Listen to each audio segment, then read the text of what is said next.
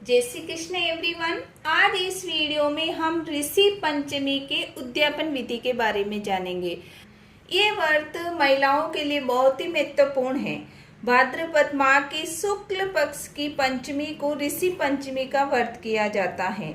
ये गणेश चतुर्थी के एक दिन बाद में आती हैं। इस वीडियो में हम ऋषि पंचमी के उद्यापन विधि के बारे में जानेंगे। तो साथ ही हमें ये भी जानेंगे कि ऋषि पंचमी कब है। तो वीडियो में बने रहिए। बहुत ही सरल उद्यापन विधि बता रही हूँ। ये व्रत क्यों किया जाता है? मासिक धर्म के दौरान महिलाओं से अनजाने में भूल हो जाती है, यानी कभी मंदिर चले जाना या कई धार्मिक बुक के हाथ लगा देना, हमारे से छोटी छोटी हमारे से गलतियां हो जाती हैं। इन पाप को खत्म करने के लिए, क्षमा याचना के लिए, अनजाने में जो भूल हो जाती है वो क्षमा याचना के लिए ये व्रत किया जाता है और पापों से मुक्ति भी मिल जाती है। इसीलिए इस व्रत को हर महिला को और हर उस लड़की को करना चाहिए जो मासिक धर्म में होती है। 7वें वर्ष में उद्यापन कर लेना चाहिए।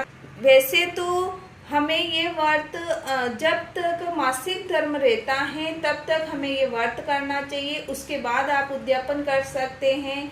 लेकिन अगर आप ये उद्यापन 7 साल के बाद कर लेते हैं तो भी चलता है। तो आजकल सभी महिलाएं ये उद्यापन करने लगी हैं। तो बहुत ही सरल उद्यापन विधि मैं आपको बता रही हूँ। फ्रेंड्स, जो मैंने पूजा विधि का वीडियो डाला है उसी तरह हमें पूजा करनी है उस दिन। फ्रेंड्स, सबसे पहले उद्यापन के लिए हमें विधि विधान से पूजन करनी है। सप्त ऋषि और अरुंधति माता की पूजा करनी होती है। देखिए, आप ये पूजा ब्राह्मण को बुलाकर भी कर सकते हैं या आप स्वयं भी कर सकते हैं। ये पूजा घर पर ही की जाती है। सबसे पहले हमें विधि विधान से पूजन कर लेनी, कलश स्थापना करके सप्त ऋषि और अरुंधति माता की पूजा करनी है। पूजा विधि का वीडियो मैंने पहले ही अपलोड कर दिया है, तो आप उस पूजा विधि को देख सकते हैं और उसी प्रकार आप पूजा करके उद्यापन विधि भी कर सकते हैं। तो सबसे पहले हमें पूजा कर लेनी है। उसके बाद आप चाहें तो हवन कर सकते हैं। हवन करना कंपल्सरी नहीं है, लेकिन अगर आप चाहते हैं तो हवन भी कर सकते हैं। उसके बाद हमें पूजा करने के बाद हवन करना है। उसके बाद हमें कहानी सुननी है। कहानी सुनने के बाद आरती करेंगे सप्त ऋषि की, और आरती करने के बाद जो भी आप उद्यापन में रखना चाहते हैं वो वहीं पूजा में रख देना है। और वहाँ पर हमें चंदन का सभी के टीका करना है।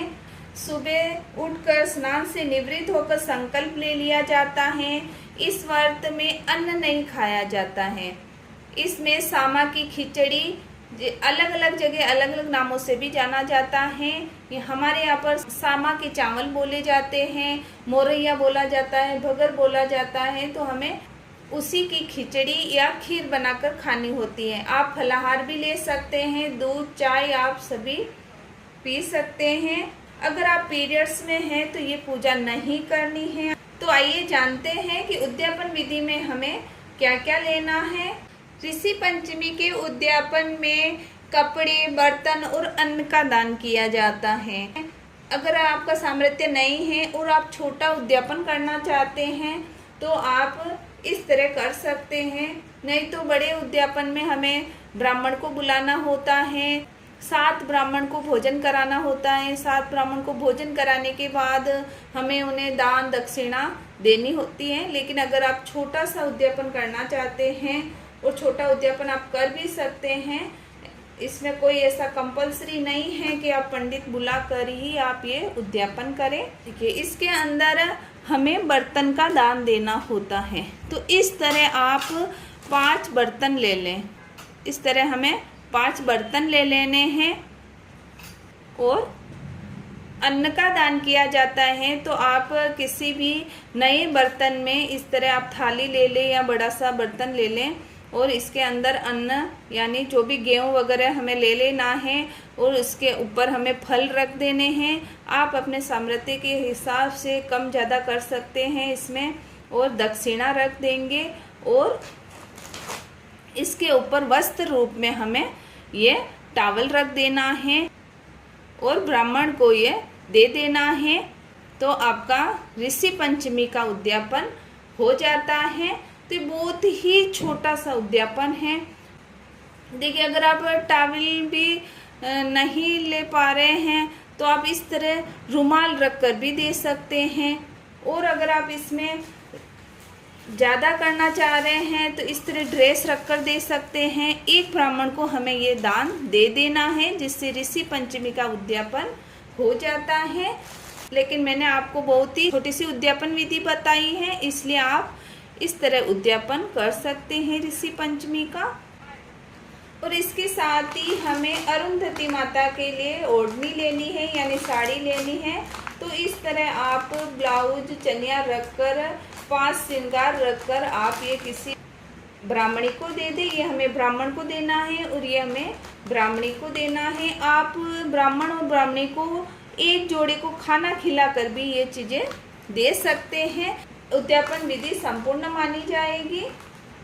और अगर आप 7 ब्राह्मणों को भोजन कराना चाहते हैं तो हमें 7 ब्राह्मण को न्योता देना होता है और उनको सप्त ऋषि मानकर उनके टीका करके उनको खाना खिलाकर हमें ये दान दक्षिणा देनी होती है।